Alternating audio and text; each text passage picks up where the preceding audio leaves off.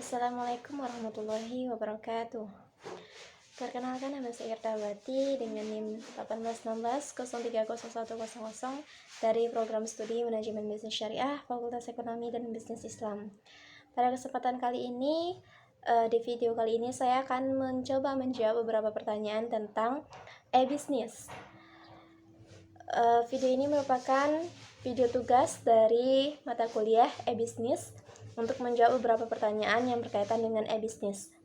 Kita mulai saja. Untuk pertanyaan yang pertama, yaitu how can we enhance value to our customer and our business partners? Yang di sini artinya bagaimana menumbuhkan nilai bisnis kita di mata konsumen. Nah, menurut saya ada beberapa cara untuk menumbuhkan nilai bisnis kita di hadapan konsumen. Yang pertama itu kita perlu memahami perilaku konsumen. Jadi kalau kita mengetahui perilaku konsumen itu seperti apa, maunya konsumen itu seperti apa, maka kita bisa menumbuhkan nilai-nilai bisnis yang ada dalam diri kita atau dalam produk yang kita tawarkan kepada konsumen. Yang kedua adalah membuat terobosan baru atau inovasi pada bisnis yang kita jalani. Artinya di sini adalah kita membuat variasi atau varian terbaru untuk menciptakan nilai tambah terhadap konsumen. Nah, selanjutnya untuk pertanyaan yang kedua, yaitu how can we enter new markets, products, service, attract attention, and reduce business risk? Yang di sini artinya adalah bagaimana memasuki dunia bisnis untuk menarik perhatian konsumen dan juga bagaimana cara kita untuk mengurangi risiko bisnis yang akan terjadi. Nah, hal-hal seperti ini dapat kita lakukan dengan berbagai cara. Yang pertama itu adalah menentukan pola bisnis. Jadi di sini artinya bisnis apa yang akan kita jalani. Kita harus tentukan dulu pola bisnis seperti apa yang akan kita jalani. Yang kedua adalah membuat target bisnis. Target di sini adalah target masa depan, sasaran tujuan yang akan kita lakukan bisnis ini mau kemana, diarahkan kemana. Kemudian yang ketiga adalah melakukan riset bisnis. Nah, melakukan riset bisnis ini perlunya dilakukan itu bisa di awal, di tengah, dan juga di akhir. Di awal kita gunakan untuk melakukan riset ini agar kita bisa mengetahui kemungkinan-kemungkinan yang akan terjadi di masa depan. Nah, selanjutnya untuk pertanyaan ketiga, yaitu how can we increase revenue and profitability? Nah, di sini artinya bagaimana cara kita meningkatkan keuntungan pada bisnis yang kita jalani. Cara yang dapat kita lakukan adalah untuk meningkatkan keuntungan ini ada 4. Yang pertama itu adalah menghindari kompetisi harga. Artinya di sini adalah yang perlu kita lakukan adalah menghindari yang namanya kompetisi harga. Kita bersaing harga dengan produk-produk sejenis. Yang kedua adalah menekan biaya operasional. Nah, dengan kita menekan biaya operasional yang kita keluarkan atau yang perusahaan keluarkan untuk membuat sebuah produk, ini juga dapat meningkatkan yang namanya keuntungan pada bisnis. Yang ketiga adalah meningkatkan nilai jual pada konsumen atau pada pelanggan. Nah, kalau misalkan kita meningkatkan nilai jual ini, maka konsumen ini akan terus membeli atau setia kepada produk yang kita tawarkan. Karena nilai jual ini sudah melekat pada diri konsumen. Nah, yang keempat adalah memperluas bidang industri. Memperluas bidang industri ini kita lakukan untuk mencari keuntungan pada bisnis. Kenapa? Karena kalau misalkan kita ingin mencari keuntungan yang lebih besar dengan bidang industri yang lebih luas lagi, maka keuntungan yang kita dapat sebelumnya pada periode sebelumnya pasti akan lebih besar di periode berikutnya. Karena bisnis yang kita jalani itu industrinya bukan hanya satu lagi, tapi sudah ada cabangnya. Nah, untuk pertanyaan yang keempat, yaitu how can we sustain or enhance competitive advantage? Yaitu bagaimana meningkatkan atau mempertahankan keunggulan bisnis kita. Artinya di sini kita bagaimana cara kita seorang pebisnis ini meningkatkan dan mempertahankan keunggulan bisnis yang kita jalani. Nah, menurut saya ada beberapa cara. Yang pertama adalah kita harus mengenali kompetisi inti bisnis agar efisien dan efektif. Di sini maksudnya adalah kita harus mengenali kompetisi diri kita. Kalau kita seorang pebisnis, apa kompetisi inti yang kita miliki? Kalau seorang pebisnis, kita harus mencari tahu dalam usaha kita ini kompetisi apa yang utama yang akan menunjang jalannya usaha yang kita lakukan. Yang kedua adalah mengenali dan membangun sumber daya inti yang dimiliki. Yang ketiga adalah membangun kemampuan operasional yang unik dan khusus. Ini seperti yang nomor 2 tadi, kenali dan bangun sumber daya inti yang dimiliki. Ini berhubungan dengan yang namanya tenaga kerja dan sumber daya. Tenaga kerja, sumber daya, teknologi, ini erat kaitannya dengan mempertahankan keunggulan bisnis. Nah, untuk yang pertanyaan selanjutnya, yang kelima, how will it help us overcome current business challenges? Customers' complaints relate to poor responsiveness, customer service. Di sini artinya bagaimana menanggulangi bisnis yang dikomplain oleh konsumen. Nah, komplainnya ini bisa komplain yang baik dan juga komplain buruk. Nah, untuk itu ada beberapa cara yang perlu kita lakukan untuk menanggulangi komplain tersebut. Yang pertama, kita terima saja dulu komplain tersebut dari pelanggan. Kita terima, kita dengar. Kemudian kedua, kita tunjukkan empati dan dengan komunikasi yang baik terhadap pelanggan. Jangan sampai antara konsumen dengan owner itu cekcok. Nah, yang ketiga adalah berikan solusi terbaik atas komplain tersebut. Artinya dari komplain tersebut kita belajar, pebisnis ini belajar apa yang dikomplain tersebut. Kalau misalkan buruk, itu akan menjadi pelajaran bagi pebisnis.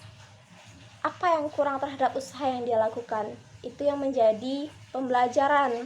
Karena belajar dari pengalaman itu adalah yang terbaik. Karena guru terbaik adalah pengalaman. Keenam adalah pertanyaannya seperti ini. How can we improve our intra-organizational performance? Bagaimana kita meningkatkan kualitas dari dalam bisnis yang kita jalani? Jadi, bagaimana cara kita meningkatkan kualitas diri dari dalam bisnis yang kita jalani? Kualitasnya ini dari dalam ya. Nah, ada 2 yang dapat saya sampaikan. Yang pertama itu adalah tenaga kerja yang handal. Jadi kalau misalkan usaha ini memiliki tenaga kerja yang handal, maka sistem operasional yang dilakukan oleh usaha tersebut atau industri tersebut pasti akan berjalan dengan sangat baik. Yang kedua adalah teknologi yang bagus. Nah, jika misalkan kita menggunakan teknologi yang kurang bagus atau ketinggalan zaman, maka produk yang kita tawarkan itu hasilnya pasti akan kurang bagus. Kalau misalkan kita menggunakan teknologi yang bagus, maka produk yang dihasilkan itu akan pasti sangat efektif dan efisien. Nah, untuk pertanyaan yang ketujuh itu how can it help translate corporate vision into reality? Bagaimana menjadikan visi bisnis itu menjadi kekuatan tersendiri dari bisnis tersebut. Jadi bagaimana caranya visi bisnis tersebut, visi usaha tersebut menjadi kekuatan tersendiri bagi usaha tersebut? Yaitu dengan menjadikan visi bisnis tersebut sebagai panduan dalam setiap mengambil keputusan dan juga dalam setiap rencana bisnis untuk mencapai tujuan dan sasaran. Jadi visi bisnis tersebut akan menjadi tujuan pokok, menjadi panduan dalam setiap kegiatan yang dilakukan oleh industri tersebut. Makanya visi bisnis itu bisa menjadi kekuatan terbesar. Misalkan visi usaha tersebut go internasional tahun sekian. Nah, itu akan menjadi pedoman bagi pebisnis bagaimana visi tersebut dapat tercapai pada tahun yang diinginkan. Nah, untuk pertanyaan yang terakhir, yang ke-8, how can we enhance our responsiveness to changing market conditions? Bagaimana tanggapan kita sebagai pebisnis terhadap perubahan pasar? Kalau misalkan kita menjadi seorang pebisnis, apa tanggapan kita terhadap perubahan pasar yang terjadi? Nah, Yang pertama itu pentingnya analisis pasar ya di awal usaha. Seperti tadi, riset bisnis sangat perlu dilakukan sebelum kita melakukan atau membuat sebuah usaha. Nah, kelak kalau misalkan terjadi perubahan pasar seperti ini, usaha tersebut atau bisnis tersebut sudah tahu terlebih dahulu terhadap apa dampak dan risiko yang akan terjadi di masa depan jika terjadi yang namanya perubahan pasar. Yang kedua, kita harus atau pebisnis itu harus upgrade terhadap perubahan yang berlaku. Jadi harus terbuka mata, telinga, dan juga dia harus bisa yang namanya upgrade terus terhadap informasi yang berkaitan dengan pasar, sehingga tidak terkejut lagi kalau misalkan terjadi yang namanya perubahan pasar. Nah, yang ketiga, kita harus siap dengan dampak dan perubahan yang terjadi. Kalau misalkan terjadi perubahan pasar, bisnis itu pasti memiliki dampak tersendiri, baik itu dampak positif dan juga dampak negatif. Jadi yang perlu disiapkan adalah mental pebisnis tersebut, jangan sampai goyah dan jangan sampai usaha tersebut yang namanya gulung tikar. Nah, mungkin sekian jawaban yang dapat saya berikan terhadap pertanyaan-pertanyaan yang berkaitan dengan bisnis. Untuk selanjutnya kita masuk kepada review materi yang berkaitan dengan bisnis ini. Review materi yang pertama, kita harus mengetahui apa yang dimaksud dengan bisnis, pengertian bisnis, penjelasan bisnis, apa lagi yang berkaitan dengan bisnis. Nah, bisnis, apa itu bisnis? Bisnis itu kalau misalkan di dalam bisnis itu sendiri itu merupakan interaksi bisnis dengan eksternal organisasi dengan memanfaatkan yang namanya teknologi IT.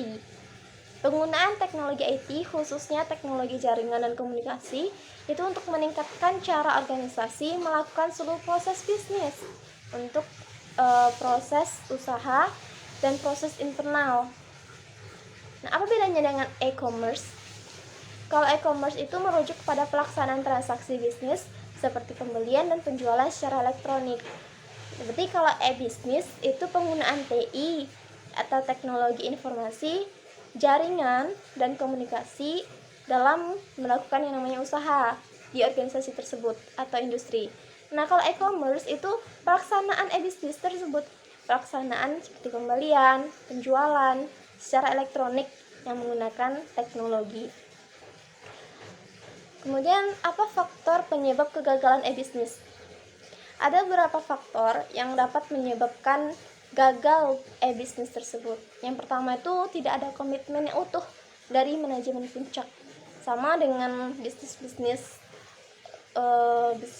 yang offline, artinya yang tidak berkaitan dengan ekoteknologi. Tidak ada komitmen yang utuh dari manajemen puncak. Kemudian yang kedua, penerapan e-bisnis tidak diikuti proses change management. Yang ketiga, tidak profesionalnya vendor teknologi informasi yang menjadi mitra bisnis. Yang keempat, buruknya infrastruktur komunikasi. Selanjutnya, tidak selarasnya strategi teknologi informasi dengan strategi perusahaan. Yang selanjutnya itu adanya masalah keamanan dalam bertransaksi. Biasanya kalau misalkan e-bisnis ini atau e-commerce ini pasti yang namanya menggunakan ATM, alat tukar menukar, kemudian kita menggunakan m-banking. Nah, terjadi masalah keamanan saat bertransaksi, itu bisa menyebabkan kegagalan dalam e-bisnis. Nah, kurangnya dukungan finansial, kemudian belum adanya peraturan yang mendukung dan melindungi pihak-pihak yang bertransaksi, atau yang disebut namanya dengan cyber law, menggunakan target jangka pendek sebagai pijakan investasi e-bisnis. Kalau misalkan ada faktor kegagalan, pasti juga ada yang namanya faktor keberhasilan e-bisnis. Faktor keberhasilan ini cukup 3 saja. Apa saja itu? Yang pertama itu adalah adanya validity atau validitas. Nah, kemampuan ini yaitu kedua belah pihak dapat bertransaksi harus dinyatakan dengan keaslian identitas keduanya. untuk memastikan bahwa transaksi tersebut valid dan sah. Kemudian yang kedua adalah adanya integritas antara kedua pihak. Harus yakin bahwa informasi yang dipertukarkan itu akurat dan tidak dapat diubah selama proses transaksi. Karena ini e-bisnisnya melalui jaringan telkom dan juga jaringan internet, pasti kalau misalkan tidak ada validitas, artinya penjualan atau pembelian yang dilakukan itu tidak valid dan tidak sah, bisa dikenakan penipuan.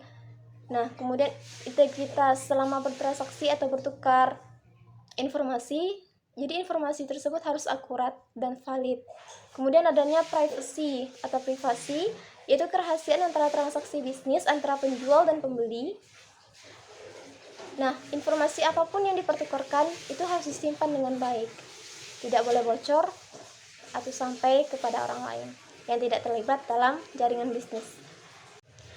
Terima kasih, sekian penjelasan dan review materi dari saya, dan juga sekian jawaban atas pertanyaan-pertanyaan yang berkaitan dengan e-bisnis kali ini. Saya akhiri video kali ini dengan wabillahi taufiq wal hidayah. Wassalamualaikum warahmatullahi wabarakatuh.